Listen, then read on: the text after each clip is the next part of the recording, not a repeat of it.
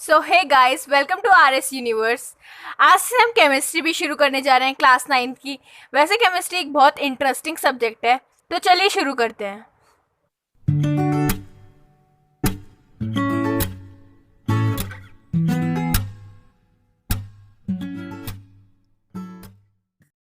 Matter in our surroundings. तो matter होता क्या है?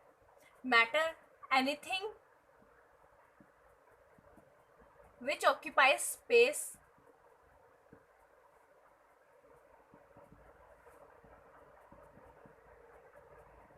And has mass is called matter.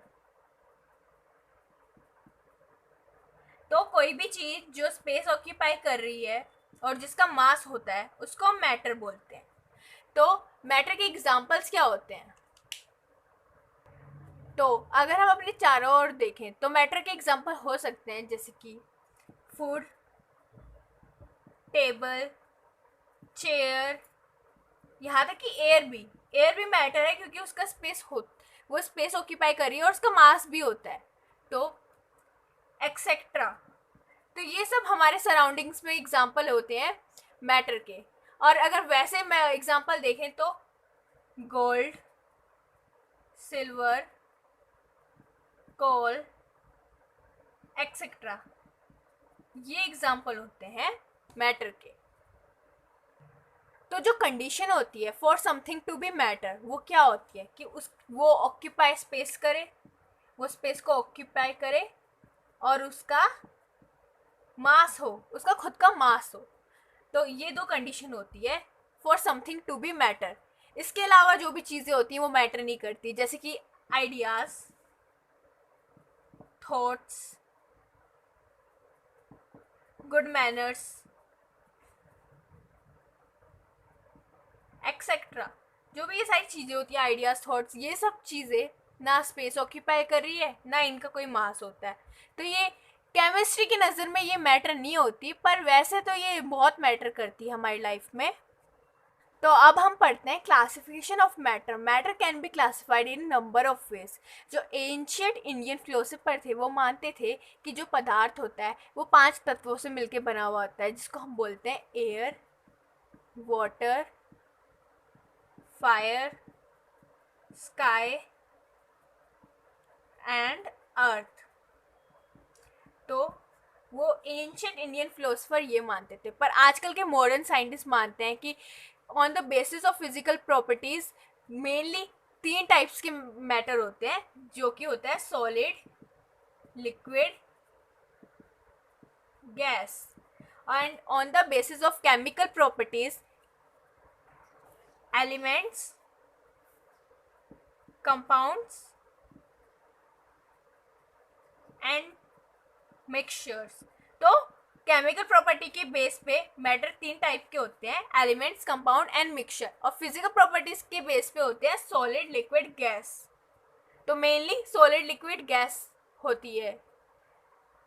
तो इस चैप्टर में हम on the basis of physical properties देखेंगे मैटर के टाइप्स, और ये जो on the basis of chemical properties है ये हम नेक्स्ट चैप्टर में पढ़ेंगे। तो अभी हम सिर्फ सॉलिड, लिक्विड और गैस के बारे में पढ़ेंगे। सो matter is made up of particle. हमारे आसपास जितनी भी चीज़ें होती हैं वो सब पार्टिकल से मिलके बनी हुई होती है। वो छोटी से छोटी जो चीज़ होती है जिससे मिलके वो बनी हुई होती है वो पार्टिकल्स होते हैं। तो मैटर जो बना होता है वो एटम्स और मॉलिक्यूल्स से मिलके बना हुआ होता है। तो हम उन्हें देख नहीं सकते, पर हमारे पास ऐसे एविडेंस है जिससे हम बोल सकते हैं कि एटम्स और मॉलिक्यूल्स से मिलके मैटर बनता है। अगर कोई भी चीज़ है तो वो पार्टिकल से मिलके बनी होगी, जैसे कि हमारे आसपास चेयर है, टेबल है, ये सब पार्टिकल से मिलके बनी हुई है। और जो ये पार्टिकल्स होते हैं ये मोशन में होते हैं, ये हमेशा मोशन में होते हैं। तो अब हम इसके बारे में आगे बात करेंगे कि कैसे हमें पता चलता है कि जो ये पार्टिकल्स हैं ये ऑलवेज इन अ मोशन।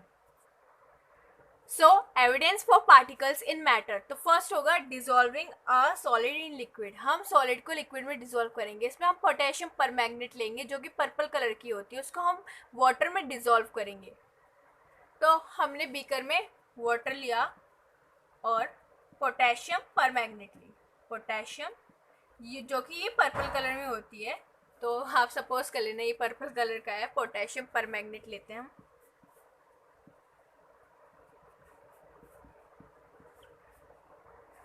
तो हमने इसमें पोटेशियम परमैंगनेट डाल दिया है और हम इसको हिलाएंगे नहीं, मतलब स्टेयर नहीं करेंगे।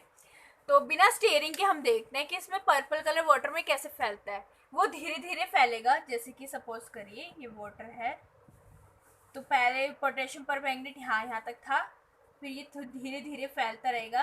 पहले इतना फैलेगा, फिर धीरे धीरे ये पूरे बीकर में फैल जाएगा इसका कलर, और ये पूरा पर्पल हो जाएगा, पूरा पिंकिश पर्पल हो जाएगा ये हमारा। तो इस एग्जाम्पल से हमें पता क्या चलता है, जो ये पार्टिकल्स ऑफ पोटेशियम परमैंगनेट थे वो धीरे धीरे मूवमेंट करके पूरे वाटर में यूनिफॉर्मली फैल गए और उसका कलर चेंज कर दिया पर्पल। वाटर का कलर तो कलरलेस था, वाटर कलरलेस होता है, और पोटेशियम परमैंगनेट पर्पल कलर का था। तो पहले हमारा वाटर कलरलेस था और वो फिर लास्ट में जाके वो पूरा पर्पल हो जाता है। तो इससे हमें पता चलता है कि जो मैटर जिससे मिलके बना होता है पार्टिकल से, जो पार्टिकल होते हैं वो हमेशा मोशन में होते हैं, वो मोशन में होते हैं, वो हमेशा हिलते रहते हैं। तो अब हम एक दूसरा एग्जांपल लेते हैं शुगर इन वाटर का। जब हम चीनी मिलाते हैं पानी में तो क्या होता है, क्या चीनी गायब हो जाती है? नहीं, वो गायब नहीं होती। जैसे कि आप सबको पता है कि हर मैटर पार्टिकल से मिलके बनता है। तो जो शुगर के पार्टिकल्स होते हैं वो वाटर के बीच में, जहाँ पे वाटर के पार्टिकल्स के बीच में जहाँ पे स्पेस होता है, ये वहाँ पे आ जाते हैं। भले हमें दिखती नहीं है, पर जैसे हम पानी पीते हैं तो हमें मीठा लगता है। क्यों? क्योंकि शुगर उसमें तब भी होती है, वो हट नहीं जाती है, शुगर वहीं रहती है। उसके जो पार्टिकल्स होते हैं वाटर के पार्टिकल्स के बीच में बैठ जाते हैं। तो हम शुगर में स्टेयरिंग करते हैं डिज़ोल्व करने के लिए, क्योंकि वो उससे जल्दी हो जाती है। पर अगर हम स्टेयरिंग ना करें, हम उसे हिलाए ना पानी को शुगर डाल के, तब भी वो अपने आप घुल जाएगी, पर उसमें बहुत टाइम लगेगा। तो हम जल्दी करने के लिए उसको स्टेयरिंग कर देते हैं। तो अब हम दूसरा एविडेंस देखते हैं मिक्सिंग ऑफ टू गैसेस को। जब हम दो गैसेस को मिक्स करते हैं तो इसमें हम लेंगे, एक तरफ हम लेंगे ब्रोमीन वेपर। तो ब्रोमीन वेपर आप सबको पता होगा रेड ब्राउन कलर का होता है।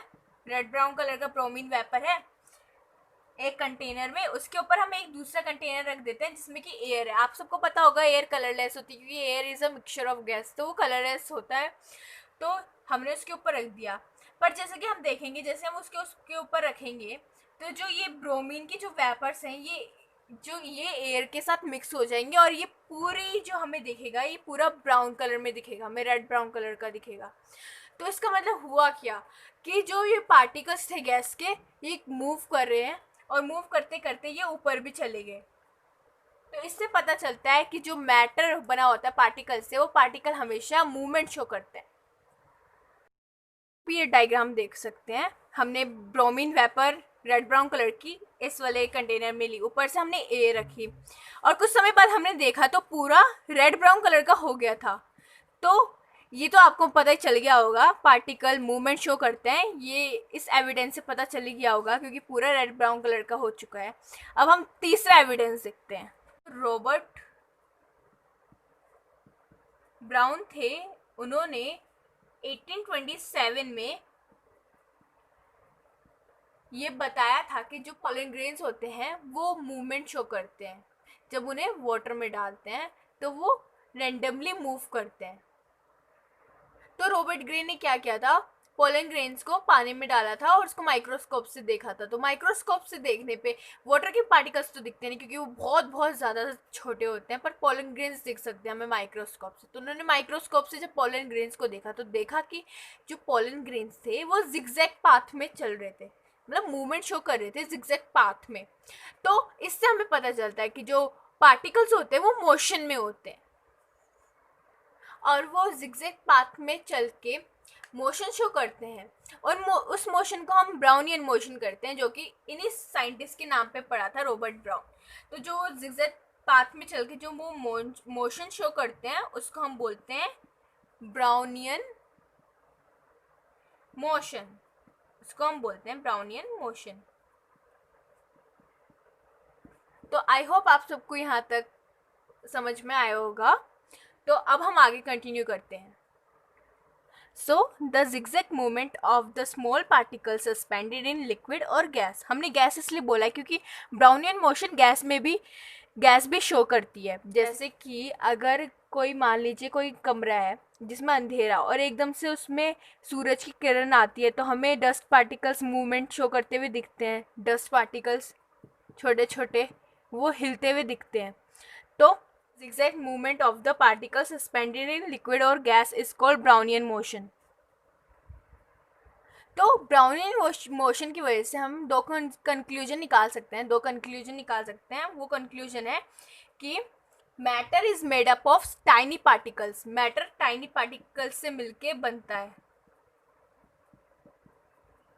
And these particles are always in motion. वो हमेशा मोशन में होते हैं।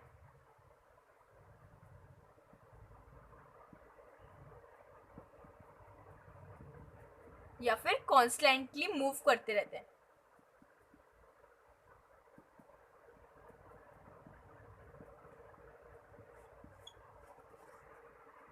सो ब्राउनियन मोशन से हमें नेचर ऑफ मैटर के बारे में दो कंक्लूजन मिलते हैं, जो कि है tiny particles. Matter is made up of tiny particles and these particles are constantly moving and always show motion. तो पहली कैरेक्टरिस्टिक है वो बहुत बहुत छोटे होते हैं। दूसरी, उनके बीच में स्पेस होता है। तीसरी, वो हमेशा मोशन में होते हैं, कॉन्स्टेंटली मूविंग होते हैं। और चौथी, वो एक दूसरे को अट्रैक्ट करते हैं। तो आई होप आप सबको कैरेक्टरिस्टिक्स ऑफ पार्टिकल्स समझ में आया होगा। तो मैटर, जैसे कि आप सबको पता है, बहुत स्मॉल पार्टिकल्स से मिलके बनता है। और वो पार्टिकल्स होते हैं हमारे एटम्स और मॉलिक्यूल्स। सो आई होप आपको यहाँ तक का समझ में आया हो। अब हम इसका एग्जाम्पल देख लेते हैं कि इसका एग्जाम्पल क्या होगा। The particles of matter are very very small. तो कैसे पता चलेगा कि पार्टिकल ऑफ मैटर बहुत बहुत स्मॉल होते हैं? तो हम एक एग्जाम्पल देख लेते हैं। सपोज हमने एक बीकर में पानी लिया, वाटर लिया, और उसमें थोड़े से एक दो क्रिस्टल, छोटे छोटे क्रिस्टल डाले हमने पोटेशियम परमैंगनेट के। तो वो एक दो छोटे से क्रिस्टल पोटेशियम परमैंगनेट में काफ़ी होंगे इस पूरे वाटर को पर्पल कलर करने में। तो इसका मतलब क्या है कि जो ये छोटे से क्रिस्टल है, इनमें बहुत सारे पार्टिकल्स हैं। मतलब बहुत सारे थाउजेंड्स ऑफ पार्टिकल्स हैं, बहुत ज़्यादा पार्टिकल्स। और इसका मतलब क्या हुआ कि जो पार्टिकल्स हैं वो बहुत बहुत छोटे हैं। तो इसका मतलब particles of matter are very very small. तो इससे हमारा प्रूव हो गया कि जो पार्टिकल्स हैं मैटर के, वो बहुत बहुत छोटे होते हैं। तो अब हम दूसरी कैरेक्टरिस्टिक का एग्जाम्पल ले लेते हैं। So second characteristic, the particles of matter have space between them. जो पार्टिकल्स होते हैं मैटर के, उनके बीच में स्पेस होता है। तो जैसे कि हमने पहले बात करी हुई कि अगर हम वाटर में शुगर डिज़ोल्व करते हैं तो वो वाटर के जो पार्टिकल्स होते हैं उसके बीच में जो स्पेस होता है वहाँ पे शुगर के पार्टिकल्स आ जाते हैं। तो इस एग्जांपल से हमें क्या पता चलता है कि particles of matter have space between them. तो ये हमारा एविडेंस हो गया कि हाँ, पार्टिकल्स ऑफ मैटर के बीच में स्पेस होता है। तो sugar in water is an example for this. तो अब हम देखते हैं थर्ड कैरेक्टरिस्टिक का एग्जांपल। तो थर्ड कैरेक्टरिस्टिक है the particle of matter are constantly moving. जो पार्टिकल होते हैं मैटर के, वो हमेशा मूव करते रहते हैं, कॉन्स्टेंटली मोशन शो करते हैं। तो इसका एग्जांपल क्या ले सकते हैं? सपोज हमने एक कमरे के कोने में हमने अगरबत्ती जला रखी है। तो अगरबत्ती की खुशबू जो होगी वो पूरे रूम में फैल जाएगी। तो इसका मतलब क्या हुआ कि जो पार्टिकल्स थे, इस जो अगरबत्ती जलाने पे जो पार्टिकल्स निकले वो पूरे रूम में फैल गए। तो इसलिए पूरे रूम में उसकी फ्रेग्रेंस आ रही है। तो ये था हमारा example for the particles of matter are constantly moving. तो इसका मतलब जो पार्टिकल्स हैं वो कॉन्स्टेंटली मूव होते रहते हैं, तभी तो पूरे कमरे में खुशबू फैल गई अगरबत्ती की। तो अब हम बात करते हैं फोर्थ कैरेक्टरिस्टिक के एग्जाम्पल की। So fourth characteristic, the particle of matter attract each other. जो पार्टिकल होते हैं मैटर के वो एक दूसरे को अट्रैक्ट करते हैं। तो इसका एग्जाम्पल हो सकता है जैसे कि हम एक चौक के पीस को तोड़ रहे हैं, तो उसके पीस को तोड़ने में, चौक के पीस को तोड़ने में बहुत कम फोर्स लगेगा, पर कुछ तो लगेगा। और इसके बजाय अगर हम एक आयरन के पीस को तोड़ रहे हैं तो आयरन के पीस में बहुत ज़्यादा फोर्स लगाना पड़ेगा उसको तोड़ने में। तो आयरन को तोड़ने में हमें बहुत ज़्यादा फोर्स लगेगा और चौक को तोड़ने में कम लगेगा। इसका मतलब है कि आयरन के जो पार्टिकल्स हैं उनके बीच में फोर्स ऑफ अट्रैक्शन ज़्यादा है और चौक के पार्टिकल्स के बीच में कम है, मतलब वीक फोर्स ऑफ अट्रैक्शन है और इसमें स्ट्रॉन्ग है। तो जो फोर्स ऑफ अट्रैक्शन होता है इन सेम सब्सटेंसेस उसको हम बोलते हैं कोहेशन, और the force of attraction between different substances उसको हम बोलते हैं एडहेशन। तो कोहेशन का एग्जांपल हो सकता है कि जैसे कि कोई भी, जैसे चौक का पीस है, उसके पार्टिकल्स के जो बीच में जो फोर्स ऑफ अट्रैक्शन है उसको हम कोहेशन बोलेंगे। पर जो एडहेशन होता है, जैसे कि चौक ऑन बोर्ड, जैसे कि हम चौक से बोर्ड पे लिखते हैं, तो चौक और बोर्ड के बीच में जो अट्रैक्शन होता है, फोर्स ऑफ अट्रैक्शन होता है, वो एडहेशन होता है, क्योंकि वो डिफरेंट सब्सटेंसेस हैं दोनों। तो आई होप आप सबको ये समझ में आया होगा। अब हम पढ़ते हैं रिजिड एंड फ्लूइड के बारे में। तो रिजिड क्या होता है? रिजिड मतलब जिसमें बेंडिंग नहीं होती, अनबेंडिंग, एंड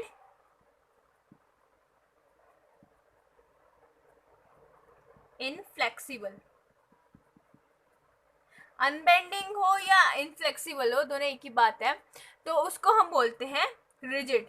जो मतलब जिसको हम मोड़ नहीं सकते, तोड़ नहीं सकते इजीली, उसको हम बोलते हैं रिजिड। जिसमें अनबेंडिंग ना हो और वो फ्लेक्सिबल ना हो। अब बात करते हैं फ्लूइड की। तो फ्लूइड क्या होते हैं? जैसे कि नाम से पता चल रहा होगा, फ्लूइड वो होते हैं जो flow, which can flow easily, जो इजीली फ्लो कर सकते हैं। और फ्लूइड को हम कंटेनर में रखते हैं, और वो जिस भी कंटेनर में हम रखते हैं वो उसी की शेप ले लेते हैं।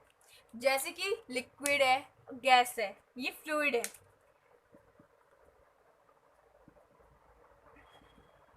Liquid, gas are the fluid form of matter, but solid is a rigid form of matter.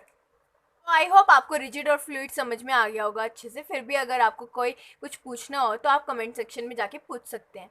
तो थैंक्स फॉर वॉचिंग।